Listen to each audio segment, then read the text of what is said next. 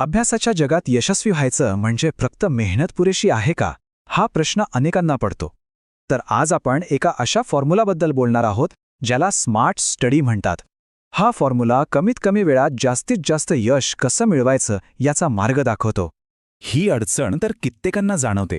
दिवस रात्र अगदी तासनतास अभ्यास केला जातो, पण जेव्हा रिझल्ट येतो तेव्हा मार्क्समध्ये काही ते दिसतच नाही.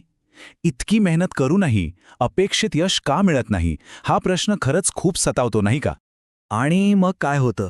एका बाजूला आईवडिलांच्या अपेक्षा, दुसऱ्या बाजूला शिक्षकांचा विश्वास आणि स्वतःची स्वप्न तर आहेतच. या सगळ्याचं ओझं, ते यशस्वी होण्याचं प्रेशर इतकं वाढतं की कधीकधी एकदम अडकून पडल्यासारखं वाटतं. पण एक महत्वाची गोष्ट लक्षात घ्यायला हवी. खरी समस्या विद्यार्थ्यामध्ये नाहीये, तर अभ्यासाच्या पद्धतीमध्ये आहे. आणि म्हणूनच आता वेळ आली आहे ती जुनी पद्धत बदलण्याची. बरं, मग ह्या जुन्या पद्धती आजच्या स्पर्धेच्या युगात का चालत नाहीत? चला, स्पर्धेचं हे कठोर वास्तव जरा समजून घेऊया. कारण आजचं जग हे एका शर्यतीसारखं झालंय. आणि या शर्यतीत फक्त घोकमपट्टी करून काही उपयोग नाही. इथे तोच जिंकतो जो इतरांपेक्षा जलद विचार करतो आणि वाचलेलं पटकन अगदी वेळेवर आठवतो. हा फरक बघा किती स्पष्ट आहे. एका बाजूला आहे पारंपरिक अभ्यास, म्हणजे घोकमपट्टी, तासनतास मेहनत आणि मग परीक्षेची भीती.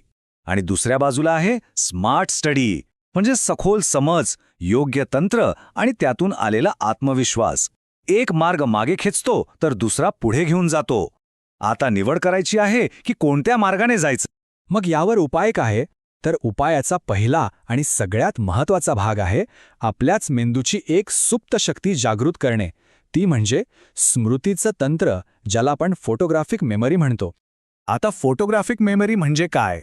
एकदम सोप्या भाषेत सांगायचं तर हे असं तंत्र आहे जिथे मेंदू कोणतीही माहिती शब्दांसारखी नाही तर एखाद्या फोटो किंवा चित्रासारखी लक्षात ठेवतो. म्हणजे जसं एखादं पोस्टर पाहिलं की ते डोळ्यासमोरून हलत नाही ना, अगदी तसंच पुस्तकाचं अख्खं पानच्या पान डोळ्यासमोर राहील. जरा विचार करा, अभ्यास किती सोपा होऊन जाईल. आणि याचे फायदे तर जबरदस्त आहेत. डायग्राम, फॉर्म्युले, टेबल्स सगळं काही अगदी सहज लक्षात राहतं. म्हणजे फक्त एकदा वाचून माहिती डोक्यात फिट. साहजिकच रिव्हिजनसाठी लागणारा वेळ खूप कमी होतो. आणि जेव्हा सगळं आठवतंय याची खात्री असते तेव्हा परीक्षेची भीती कुठल्या कुठे पळून जाते आणि उत्तरं लिहिताना आत्मविश्वास एकदम वाढतो. ठीक आहे, तर माहिती लक्षात ठेवणं हे झालं पहिलं पाऊल. पण स्पर्धेच्या जगात नुसती चांगली मेमरी पुरेशी नाही, तर वेगही लागतो. आणि इथेच मदतीला येतं आपलं दुसरं महत्त्वाचं शस्त्र, ते म्हणजे वेगाची शक्ती, म्हणजेच मेंटल मॅथ्स.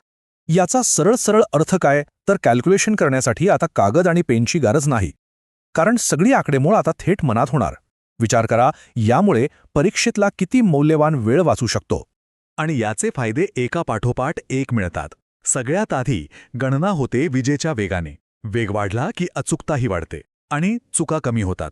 चुका कमी झाल्या की वेळेचं नियोजन आपोआप सुधारतं.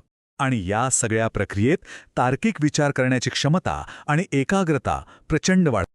आणि स्पर्धा परीक्षांचं गणित तर साधं सोपं आहे. तिथे तुमचा वेगच तुमची रँक ठरवतो. Speed is equal to rank. इतकं हे महत्त्वाचं आहे. तर आता आपल्याकडे दोन मोठ्या शक्ती आहेत. एक स्मृतीचं तंत्र आणि दुसरं वेगाचं कौशल्य. आता वेळ आहे या दोन्हींना एकत्र करण्याची आणि यशाचा तो अंतिम फॉर्म्युला तयार करण्याची. आणि हा आहे तो यशाचा फॉर्म्युला. फोटोग्राफिक मेमरी अधिक मेंटल मॅथ्स बरोबर उच्च कामगिरी. म्हणजे जेव्हा जबरदस्त स्मरणशक्ती आणि प्रचंड वेग एकत्र येतात तेव्हा परफॉर्मन्स आपोआप एका वेगळ्याच लेव्हलवर पोचतो. कमीत कमी वेळेत जास्तीत जास्त प्रश्नांची अचूक उत्तरं देणं शक्य होतं.